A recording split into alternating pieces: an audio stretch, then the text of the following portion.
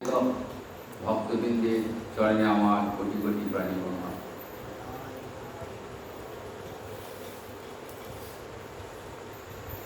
তানি সর্বভূতেষু মাতৃরূপেণ সংস্থিতা নমস্তস্যৈ নমস্তস্যৈ নমস্তস্যৈ নমো নমঃ।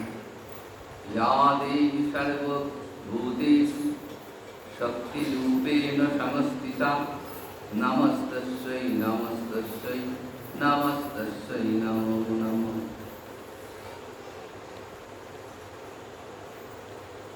আসন্ন শারদোৎসব দেবী দুর্গার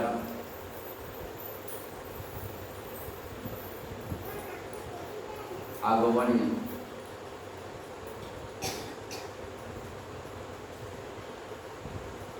চারিদিকে আনন্দের ধারা বইছে।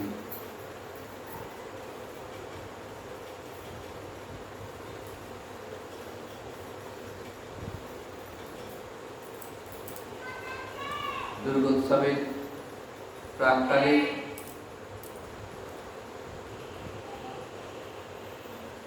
আজ আমরা সবাই একটু মাতৃবন্দনা করব।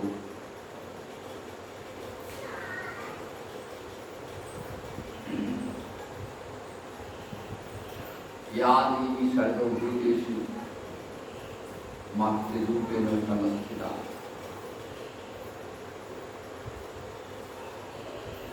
हे देवी, हे जगन माता,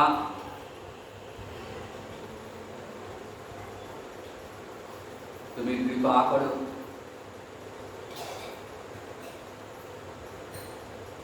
তুমি মাতৃরূপে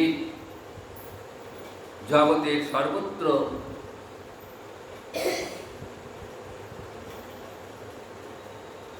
শান্তি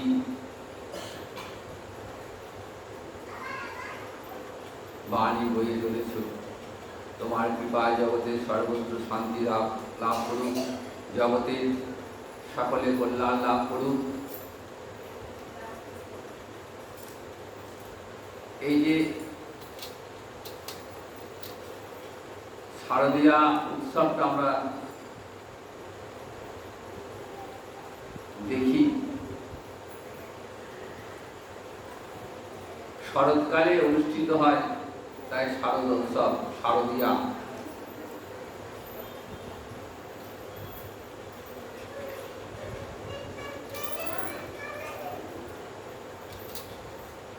কিন্তু শাস্ত্র মতে আসল পূজাটা হয় বসন্তকালে। মার্কেন্ড পুরাণের অন্তর্গত দেবী চন্ডিকাতে দেবী দুর্গার যে পূজার উল্লেখ আছে, সেটি অনুষ্ঠিত হয়েছিল বসন্তকালে, তাই এটি বাসন্তী পূজা নামে খ্যাত। তাহলে এই পূজার উৎপত্তি কোথা থেকে হলো? শরৎকালে পূজা কেমন করে হলো?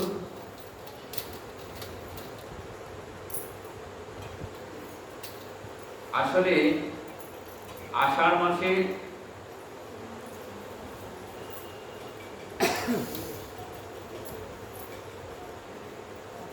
উত্তরায়ণ থেকে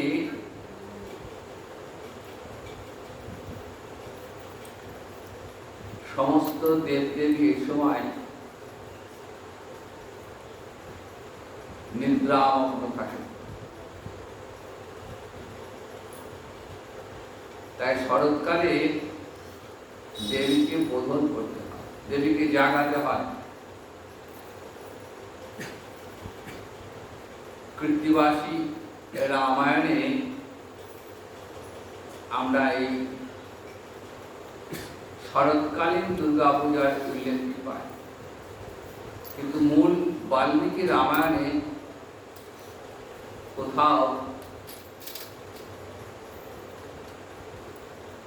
শরৎকালীন দুর্গা পূজার বর্ণনা নেই।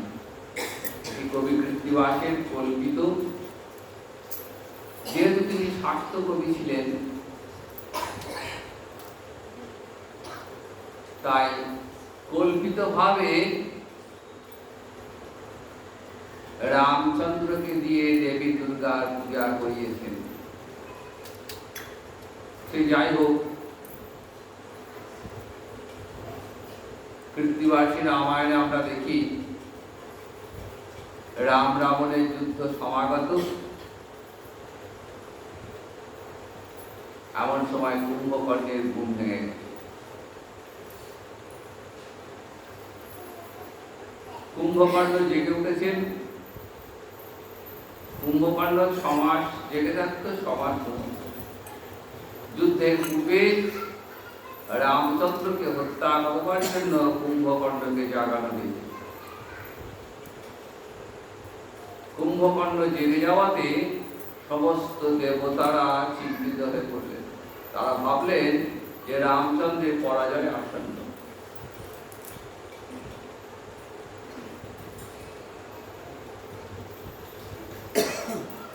প্রভু রামচন্দ্রের পরাজয়ের চিন্তা করে সমস্ত দেবতারা ব্রহ্মার কাছে গেলেন।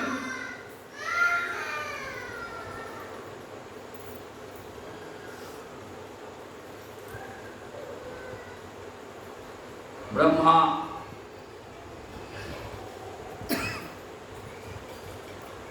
সমস্ত বিষয়টি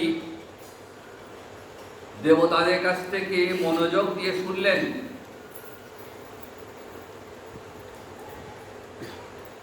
তারপর বললেন যে একমাত্র মহামায়া আদ্যাশক্তি কৃপা ব্যতীত রাবণ বধ সম্ভব নয়। তাহলে আমাদেরকে এখন আদ্যাশক্তি কৃপা লাভ করতে হবে, মহামায়া স্তব করতে হবে। কিন্তু এখন তো দেবী নিদ্রিতা, সূর্যের দক্ষিণায়ন চলছে। এখন দক্ষিণায়নের সমস্ত দেবদেবী নিদ্রিতা রয়েছেন। আষাঢ় সংক্রান্তি থেকে পৌষ সংক্রান্তি পর্যন্ত সূর্য দক্ষিণায়ন চলে। এরপর উত্তরায়ণ শুরু হয়। এই উত্তরায়ণে মকর স্নান, এবং এই দক্ষিণায়ন চলাকালীন সমস্ত দেবদেবী নিদ্রিত, অর্থাৎ এই সময় দেবতাদের রাত্রিকাল।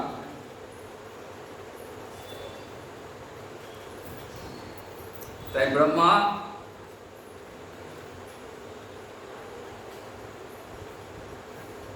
সিদ্ধান্ত নিলেন মায়ের অকাল বোধন হবে, মাকে অসময়ে জাগিয়ে তুলতে হবে। রাবণের বিরুদ্ধে রামচন্দ্রের জয় নিশ্চিত করবার জন্য মায়ের কৃপা লাভ করতে পারে। ব্রহ্মা স্তব করছেন, সঙ্গে সমস্ত দেবতারা রয়েছেন। ব্রহ্মার স্তবে মায়ের নিদ্রা ভঙ্গ হল।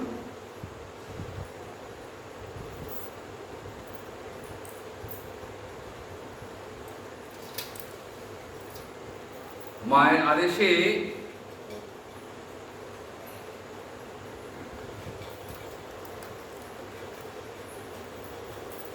ব্রহ্মা মায়ের কাছ থেকে জানলেন যে কেমন করে মহামায়ার বোধন হবে, কেমন করে জাগ্রত করতে হবে। ব্রহ্মাকে আদেশ করলেন যে আগামীকাল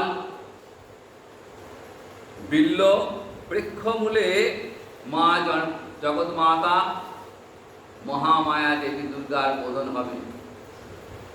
তিনি প্রবুদ্ধ হলে তার অর্চনা করবেন, তাহলে প্রভু রামচন্দ্রের কার্যসিদ্ধি হবে। এই কথা শ্রবণ করে ব্রহ্মা মর্তে এসে একটা নির্জন স্থানে একটি বিল্ল বৃক্ষ দর্শন করলেন, বেলগাছ। সেই বেলগাছে দেখছেন সবুজ ঘনপত্র রাশি, গাছটা সবুজ পাতায় ভরে রয়েছে। আর সেই সবুজ পাতার মধ্যে একটি স্বর্ণবর্ণা বালিকা নিদ্রিত অবস্থায় রয়েছে। তো দেবতারা ওই নিদ্রিতা দেবীর বোধন শুরু করলেন, স্তব শুরু করলেন। ফের শরৎকালে পূজায় বোধন করতে হয়, পুজোর আগে বোধন হয়, মাকে অকালে জাগাতে হয়।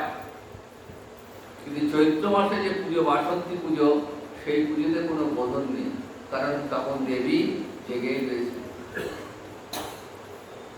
উত্তরায়ণে সমস্ত দেবদেবী জাগ্রত অবস্থায় থাকেন, তখন দেবতাদের দিন, তাই বোধন করার প্রয়োজন হয় না।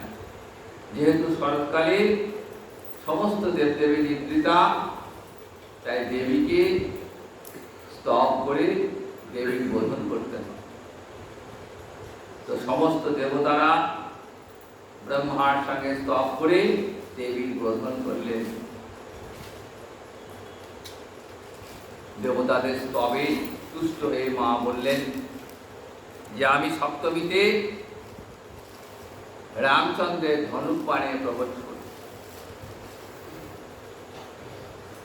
অষ্টমীতে রাম রাবণের যুদ্ধ শুরু হবে, মহাযুদ্ধ, এবং অষ্টমী আর নবমীর সন্ধিক্ষণে রাবণের 10টি মাথা মাটিতে লুটিয়ে পড়বে।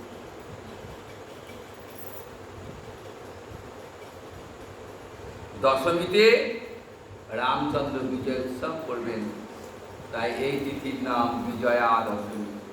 তাহলে দেখুন, বাঙালি আবেগ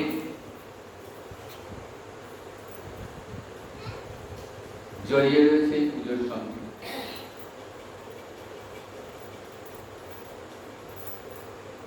আমরা উৎসব প্রিয়, 12 মাসে 13 পার্বণ, তাই শরৎকালে পুজো হওয়ার কোনো কথাই নয়, এই সময়ে দুর্গার পুজো হওয়ার কোনো কথাই নেই। কিন্তু কৃত্তিবাসের রামায়ণে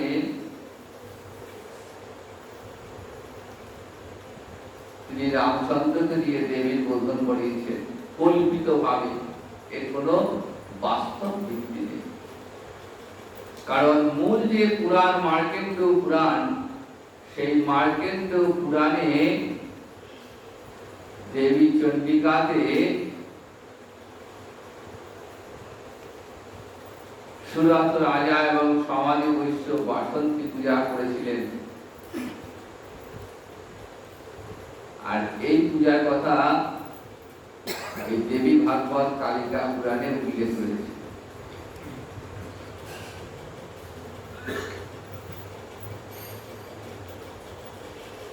তো যাই হোক, পূজার নিয়ম, ষষ্ঠীর দিন বিল্লবৃক্ষের শাখায় দেবীর বোধন হবে, তারপর আমন্ত্রণ অধিবাস,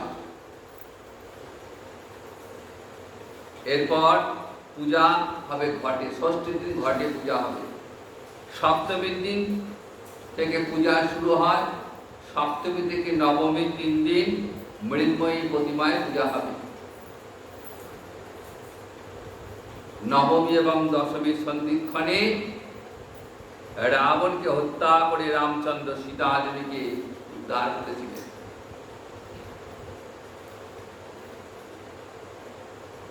আমরা বলি খ্যানের দিন,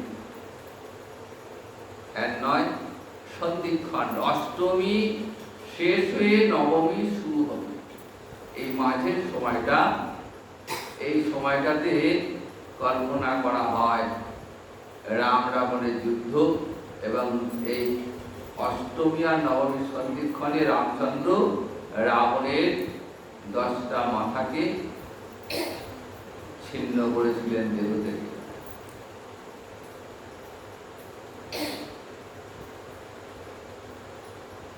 এবং সেই কল্পনা অনুসারেই সপ্তমী, অষ্টমী, নবমী, সব শেষে দশমী বিজয় উৎসব, রাবণকে হত্যা করে বিজয় উৎসব পালন করা হয়। বাঙালির ঘরে ঘরে আনন্দের প্লাবন হয়ে যায়।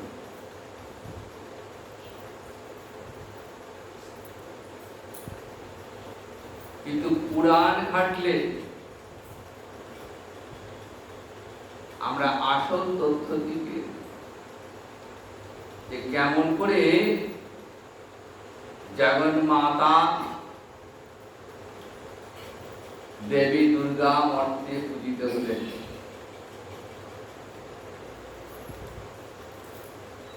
মার্কেন্দ্র পুরাণে মার্কেন্দ্র ঋষি তার শিষ্য ভাগরী মুনিকে সেই কথা বললেন।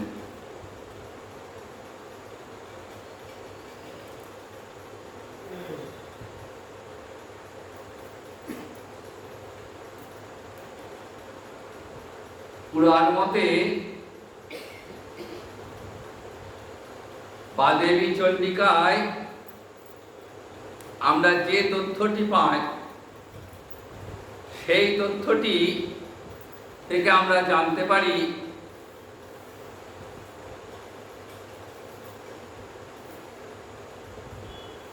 যে সুরত রাজা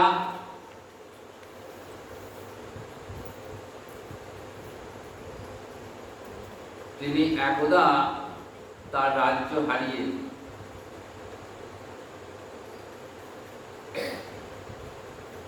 শত্রু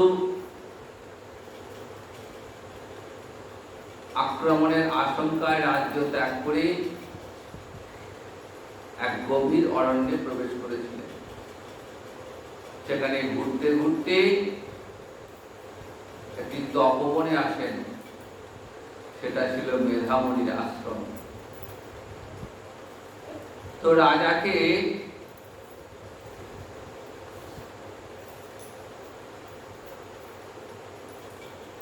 এইভাবে ঘুরতে দেখে মেধামণি তাকে আশ্রয় দিলেন তার তপবনে।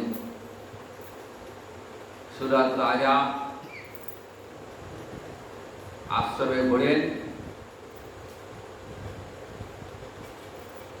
বিষণ্ণ মনে ঘুরে ঘুরে বেড়ান, কারণ তার মনে তার রাজ্যের কথা, রাজধানীর কথা, স্ত্রী পুত্র সকলের কথা বারবার তার মনে পড়ে। কিছুতেই তিনি সংসারকে বুঝতে পারছিলেন। এইভাবে ঘুরতে ঘুরতে তার সঙ্গে দেখা হয় সমাধি বৈশ্য নামে এক ব্যক্তি। তার পরিচয় জানতে পারলেন তিনি এক ধনী ঘরের সন্তান, প্রচুর অর্থ সম্পত্তি, স্ত্রী পুত্র সব ছিল, কিন্তু স্ত্রী পুত্র অন্যায়ভাবে তাকে সংসার থেকে তাড়িয়ে দিয়েছে। তথাপি সমাধি বৈশ্য সংসারের কথা ভুলতে পারছে। সুরত রাজা দেখলেন অদ্ভুত ব্যাপার, আমারও যা অবস্থা, সমাধি বৈশ্যের একই অবস্থা, আমরা কেউ সংসারকে ভুলতে পারছি না। কেন এমন হয় আমাদের, এটা জানবার জন্য মেধামণির কাছে গেলেন। তখন মেধামণি দুজনকে কাছে বসিয়ে বললেন যে দেখো, এর নাম মায়া, এটাকে বলা হয় মায়া। এই মায়ার কারণে আমরা কেউ এই সংসার ভুলে থাকতে পারি না। স্ত্রী পুত্র কন্যা, টাকা পয়সা, রাজ্য, সমস্ত কিছুকে আমার বলে বোধ হয়।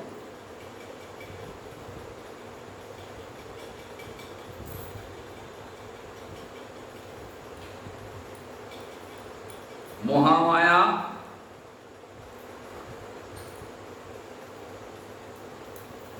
তিনি এই সংসার বন্ধন সৃষ্টি করেন। এটা শুধু আমাদের মধ্যেই নয়, মনুষ্যতর প্রাণী, পশু পক্ষী সকলের মধ্যে এই স্নেহ, ভালোবাসা, মায়া, মমতা জড়িয়ে রয়েছে। আর এই মহামায়ার প্রভাবেই আমরা পরম সত্যকে ভুলে থাকি, সংসার গর্তে নিপতিত হয়, মায়ার আবর্তে পড়ে সংসার যন্ত্রণা ভোগ করতে থাকে। মায়ার বন্ধনের কারণ হলেন তিনি। এই মায়া এমনই যে বড় বড় জ্ঞানীদের চিত্তকেও আকর্ষণ করে সংসার মোহগর্তে ফেলে দেন, কারণ তিনি হলেন জগৎপতি হরির যোগনিদ্রা শ্রীহরি পরমা শক্তি। জ্ঞানিনাম উপিচেতাংসি দেবী ভগবতী হিসা বলদা কৃষ্ণ মহায় মহামায়া প্রযচ্ছতি। আবার এই মহামায়াকে যদি ভক্তি করে তুষ্ট করা যায়, তার কৃপা লাভ করলে এই সংসার বন্ধন থেকে মুক্তি লাভ হয়। কারণ তিনি একাধারে অবিদ্যা ব্রহ্মবিদ্যা স্বরূপিণী সনাতনী পরমেশ্বরী। তখন সুরত রাজা বলছেন, ভগবান কাহি সা দেবী। হে মুনিবর, আপনি যাকে মহামায়া বলছেন, সেই মহামায়াকে তিনি কেনই বা জন্মেছিলেন, তার কার্যই বা কি, তার স্বভাব কেমন, আকৃতি কেমন, এবং যেভাবে তিনি জন্মগ্রহণ করেছিলেন তার বিষয়ে আমরা শুনতে ইচ্ছা করি। তখন মেধামুনি সবিস্তরে বর্ণনা করছেন যে দেখো রাজা, এই মহামায়া আসলে নিত্য। এই মহামায়া গোবিন্দের শক্তি, বহিরঙ্গা প্রকৃতি, গোবিন্দের অনন্ত শক্তি। তার মধ্যে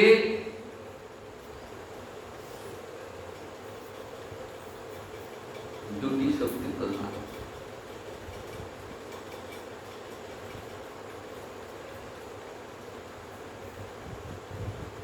একটি অন্তরঙ্গা শক্তি, একটি বহিরঙ্গা শক্তি।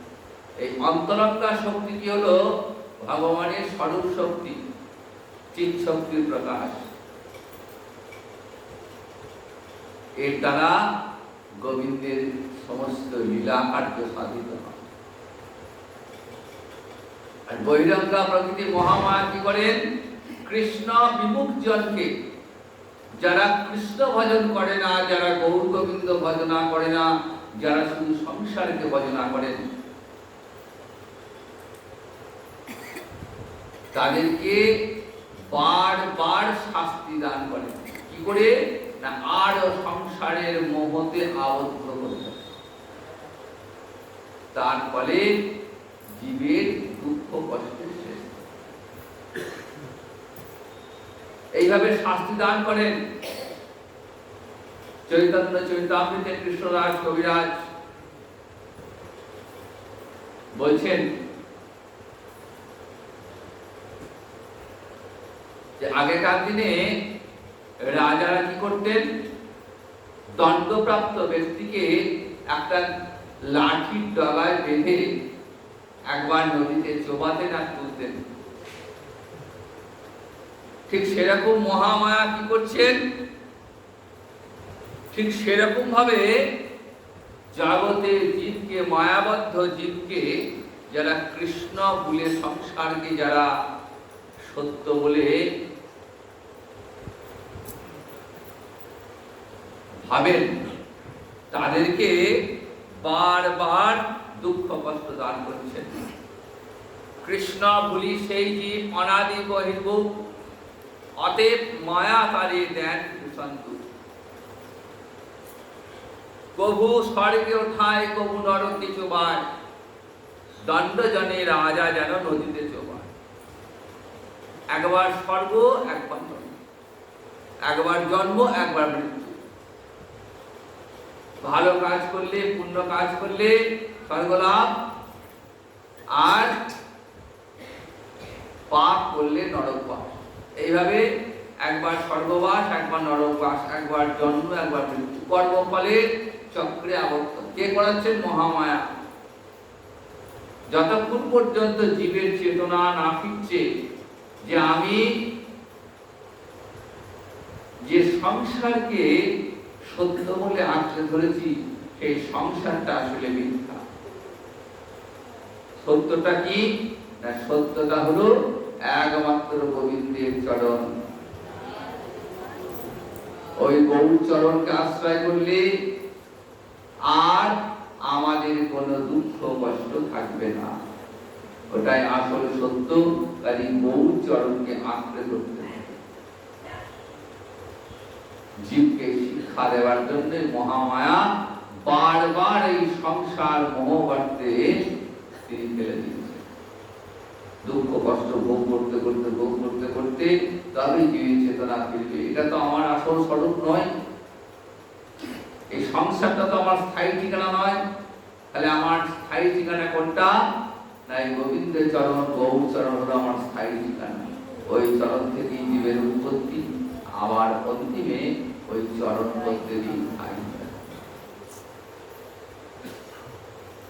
সমাধি বৈশ্য সুরত রাজা এই মেধাবনী দেবীর বিভিন্ন রূপের কথা শোনাবেন। কেমন করে দেবী মহিষাসুরকে বধ করেছেন, কেমন করে দেবী শুম্ভ নিশুম্ভকে বধ করেছেন। যখনই দেবতারা অসুরদের দ্বারা অত্যাচারিত হয়েছেন, তখনই মহামায়া আদ্যাশক্তি দেবী দুর্গা, তিনি কখনো দুর্গা রূপী, কখনো গৌরী রূপী, কখনো কালিকা রূপী, কখনো দেবী চামুন্ডা হয়ে, কখনো দেবী কৌশিকী হয়ে বিভিন্ন রূপে তিনি এসে অসুরদের নাশ করেছেন।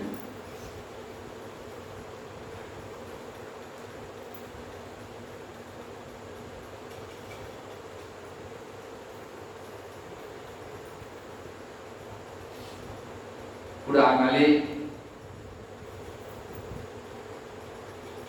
একবার মহিষাসুর নামে এক ভয়ঙ্কর অসুরের আবির্ভাব হয়। মহিষাসুরের অত্যাচারে সমস্ত দেবদেবী আতঙ্কিত হয়ে স্বর্গরাজ্য ত্যাগ করে ব্রহ্মার কাছে গেলেন। ব্রহ্মা সব শুনে সমস্ত দেবতাদের সঙ্গে নিয়ে বিষ্ণুর কাছে গেলেন।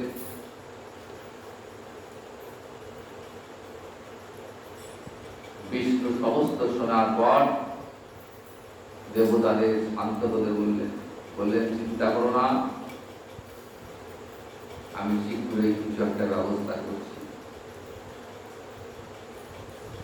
অসুরদের ভয়ানক অত্যাচারের কথা শুনে বিষ্ণু অত্যন্ত ক্রুদ্ধ হলেন এবং বিষ্ণুর ক্রোধের ফলে ব্রহ্মা, বিষ্ণু, মহেশ্বর এই তিনজনার দেশ থেকে এক দেবী কন্যা হলেন। আসলে মহামায়া তো মৃত্যু, মহামায়ার জন্ম মৃত্যু বলে কিছু হয় না। দেবতাদের প্রিয় কার্য সাধন করবার জন্য, জগৎ সংসারে শান্তি বয়ে আনার জন্য তিনি বিভিন্ন সময়ে বিভিন্ন রূপে অবতীর্ণ হন।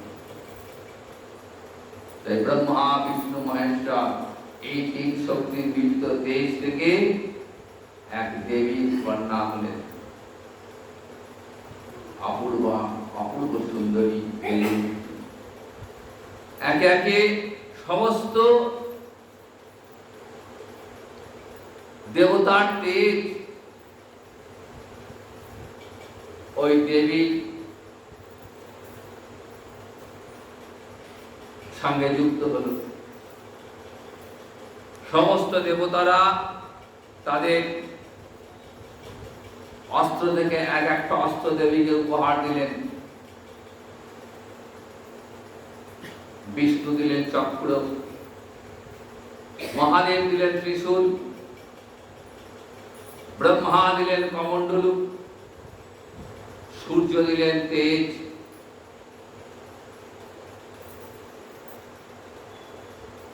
এইভাবে সমস্ত দেবতাদের তেজ দেবীর সঙ্গে যুক্ত হয়ে দেবী এবার মহিষাসুর বধের জন্য যুদ্ধে অবতীর্ণ হলেন। ভয়ঙ্কর যুদ্ধ। দেবীর বাহন সিংহ অসুরগণকে, অসুর সৈন্যদের একে একে হত্যা করতে লাগলো।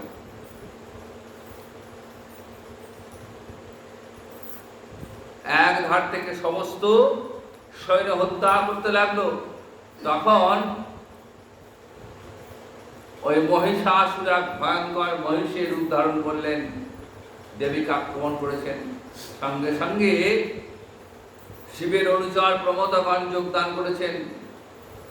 দেবী ওই মহিষটাকে নাক পাশে আবদ্ধ করলেন। তখন মহিষটা একটা সিংহ মুখ ধারণ করল। দেবী খড়গ দিয়ে সেই সিংহটাকে কেটে ফেললেন।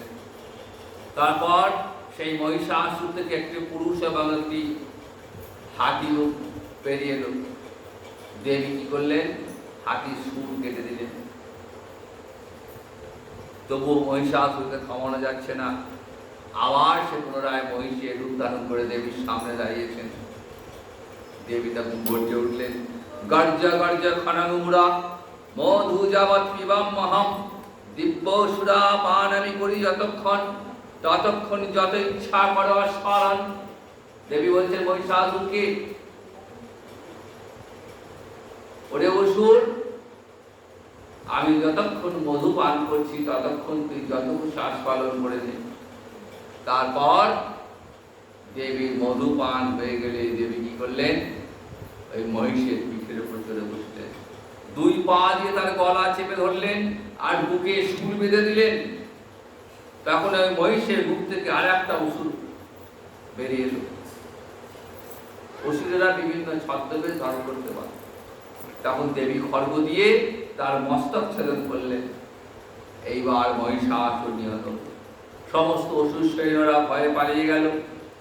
স্বর্গে আনন্দ উৎসব শুরু হলো এবং সমস্ত দেবতারা মিলে দেবী মহামায়াকে স্তব করতে লাগলেন।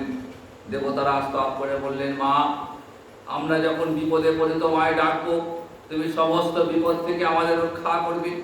শুধু আমরাই নয়, যদি কোনো মানুষ বিপদে পড়ে আমাদের মতো করে স্তব করেন, তাহলে তুমি যেন তাদের প্রতি সদয় হও। দেবী দুষ্ট হয়ে বললেন, তোমরা আমার নিকট অভিলাষিত বর প্রার্থনা করো, আমি আনন্দের সঙ্গে তোমাদের বরদান করব। দেবতারা বললেন, হে অম্বিকে, যারা তোমাকে আমাদের মতো স্তব করবে, তুমি প্রসন্ন হয়ে তাদের ধন সম্পত্তি বিভব পত্নী পুত্র বৃদ্ধি করবে। দেবী তথাস্তু বলে দেবতাদের বরদান করে অন্তরিত হলেন। মেধামণি বললেন যে দুষ্ট অসুরগণ এবং শুম্ভ নিশুম্ভকে বধ করবার জন্য দেবী আর একবার অবতীর্ণ হয়েছিলেন গৌরী রূপে।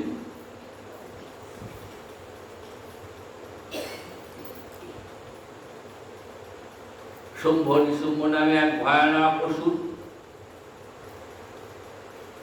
স্বর্গে উৎপাত শুরু করল। তখন দেবতারা স্বর্গালোক ছেড়ে মহামায়া স্তব করতে শুরু করলেন। এমন সময় দেবী পার্বতী যাচ্ছেন সেই জায়গা দিয়ে। দেবী পার্বতী দেবতাদেরকে দেখে জিজ্ঞাসা করলেন, যেখানে আপনারা কার স্তব করছেন? আর ঠিক তখনই দেবীর দেহকোষ থেকে এক মূর্তি বেরিয়ে গেল, ঠিক দেবীর মতনই একটি মূর্তি। সেই দেবী মূর্তি তখন বলছে, এরা আমার স্তব করছে। তখন দেবী পার্বতী সমস্ত তেজ ওই দেবীর মধ্যে ঢুকে গেল। আর দেবী পার্বতী তিনি কালো হয়ে গেলেন, চলে গেলেন হিমালয় পর্বতে। তিনি হলেন দেবী কালিকা। আর দেবী পার্বতী দেহকোষ থেকে তিনি বেরোলেন, তিনি হলেন দেবী কৌশিকী। অতি সুন্দরী চন্দ্রমুণ্ড নামে দুই অনুচর ছিল, শুম্ভ নিশুম্ভের। তারা গিয়ে দেবীর কথা জানালেন। তখন শুম্ভ সুগ্রীব নামে এক তার অনুচরকে পাঠালো বিবাহের প্রস্তাব দিয়ে দেবীকে। দেবী সুগ্রীবকে বললেন যে, দেখো, আমি দুই ভাইয়ের মধ্যে যে কোনো একজনকে বিবাহ করতে রাজি, কিন্তু আমার শর্ত আছে, আমাকে যুদ্ধে পরাজিত করতে। যে আমাকে যুদ্ধে হারাবে আমি তার সঙ্গে বিবাহ করব। তখন শুম্ভ নিশুম্ভ দুই ভাই রেগে ধূম্রলোচন নামে এক তার অনুচরকে পাঠিয়েছেন। ধূম্রলোচন যেই দেবীর সামনে এসে দাঁড়িয়েছেন, তখন দেবীর আগে দেবী ভ্রুকুটি করেছেন, চোখ শুধু তাকিয়েছেন। চোখ থেকে চোখের তাকানোতেই ধূম্রলোচন বশীভূত হয়ে গেল। তারপর ভাই নিশুম্ভ এসেছেন, নিশুম্ভকে দেবী হত্যা করলেন। সাপ শেষে শুম্ভ, ভয়ঙ্কর যুদ্ধ। তখন এই দেবী থেকে অসংখ্য দেবী উৎপন্ন হয়েছেন। শুম্ভ বলছেন যে এটা তোমার শোভা পায় না, তুমি একা একা আমার সঙ্গে যুদ্ধ করতে এসো। তখন দেবী বলছেন, ওরে মূর্খ, এই জগতে আমার আর দ্বিতীয় কেউ নেই, এই দেখ আমি একা। ভয়ঙ্কর যুদ্ধে দেবী দুর্গা, দেবী কৌশিকী শুম্ভকে হত্যা করলেন।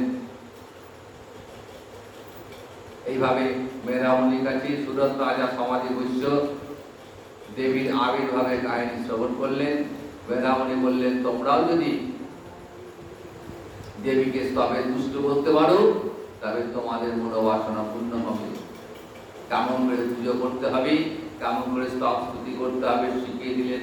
সুরত রাজা সমাধি বৈশ্য নদীর তীরে 3 বৎসর পূজা করলেন দেবী।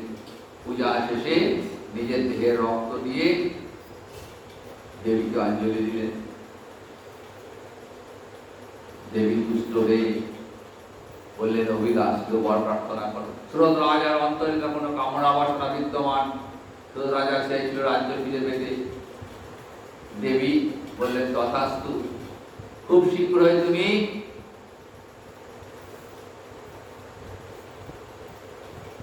মনু হয়ে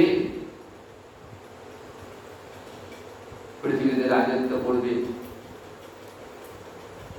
আর সমাধি বৈশ্যের অন্তরে কামনা বাসনা দূর হয়ে গেছিল। তিনি চেয়েছিলেন মুক্তি। দেবী সমাধি বৈশ্যকে মুক্তি দান করলেন। দেবী চণ্ডিকায় আমরা এই দুটো রূপই দেখতে পাই। মার্কণ্ড পুরাণে আমরা দেবীর দুটো রূপই দেখি, সুখদা, মোক্ষদা দেবী। একটি সুখদাত্রী আর একটি মুক্তিদাত্রী। যিনি সুখ ঐশ্বর্য বিভব চাইবেন, দেবী তাদেরকে সুখ ঐশ্বর্য বিভব দান করবেন। আবার যিনি মুক্তি চাইবেন তাকে মুক্তি দান করবেন। এছাড়াও আমরা আর একটা রূপ দেখি দেবী, আদ্যাস্তবে দেবীর আর একটা রূপ দেখি, সুখদা মোক্ষদা দেবী বিষ্ণু ভক্তি প্রদায়িনী। এই দেবী আবার বিষ্ণু ভক্তি প্রদান করেন, কারণ তিনি মহামায়া, তিনি ভগবানের গোবিন্দের তিনি বহিরাঙ্গা প্রকৃতি। তিনি কৃষ্ণ বিমুখজনকে ভক্তিও দান করেন, বিষ্ণু ভক্তি প্রদান করেন। যারা দেবী কাত্যায়নী, তিনি কাত্যায়নী পূজিতা। বৃন্দাবনে দেবী কাত্যায়নী মন্দির আছে। এই কাত্যায়নী মন্দিরে বৃন্দাবনের গোপীরা কৃষ্ণকে নিজে করে পাওয়ার জন্য দেবী কাত্যায়নী স্তব করেছিলেন। কি বলেছিলেন গোপীরা? হে কাত্যায়নী, হে মহামায়ে, হে মহাযোগিনী, হে পরমেশ্বরী, আমাদেরকে বর দাও যেন কৃষ্ণ আমাদের পতি হয়। মা তোমায় প্রণাম। কাত্যায়নী মহামায়ে মহাযোগিন্নশ্বরী নন্দ গোপ সুতং দেবী পতিং মে গুরুতে নমঃ। দেবী কাত্যায়নী আশীর্বাদ লাভ করে ব্রজের গোপীরা কৃষ্ণ সঙ্গ লাভ করে ধন্য হয়েছিলেন। যে স্বরূপে মা ব্রজের গোপীগণকে কৃপা করেছিলেন, সেই স্বরূপেই তিনি নন্দপত্নী যশোদার গর্ভে আবির্ভূত হয়েছিলেন। সে কথা চণ্ডীতে উল্লেখ রয়েছে। নন্দ গোপ গৃহে জাতা যশোদা গর্ভ সম্ভবা। তাহলে এই স্বরূপে মা হলেন কৃষ্ণের অনুজা বা একাংশা যোগমায়া। এই যোগমায়া রূপে তিনি জগতে কৃষ্ণলীলাকে প্রকট করছেন, সমস্ত জীবকে কৃষ্ণ ভক্তি দান করছেন। তিনি অন্তরঙ্গা চিৎ শক্তি, তিনি বহিরঙ্গা শক্তি নন। সমস্ত দেবগণ মাকে স্তব করে প্রণাম জানিয়ে বললেন, শরণাগত দিনার্থ পরিত্রাণ পরায়ণে সর্ব শক্তি হরি দেবী নারায়ণী নমস্তুতে। তাই আসুন আমরা সকলে মিলে সেই যোগমায়া রূপিণী দেবী কাত্যায়নী স্তব করব, যাতে করে আমাদের অন্তরে কৃষ্ণ ভক্তি লাভ হয়, গৌর গোবিন্দের প্রতি ভক্তি লাভ হয়। এটাই আমাদের একমাত্র কামনা হোক। মানব জন্ম লাভ করেছি, মানব জন্ম লাভ করে যেন গোবিন্দ সেবা করতে পারি, কৃষ্ণ ভক্তি লাভ করতে পারি। তাই আসন্ন শারদ উৎসবে মহামায়া তথা যোগমায়া দেবী কাত্যায়নীর নিকট আমাদের এই প্রার্থনা যে মা, তুমি জগতের সকল জীবের অন্তরে কৃষ্ণ ভক্তি দান করো। আজ এই বলি এখানে ভাগবতী কথা বিশ্রাম। জয় নিতাই, জয় গুরু। জয় জয় রাধে কৃষ্ণ গোবিন্দ, জয় জয় রাধে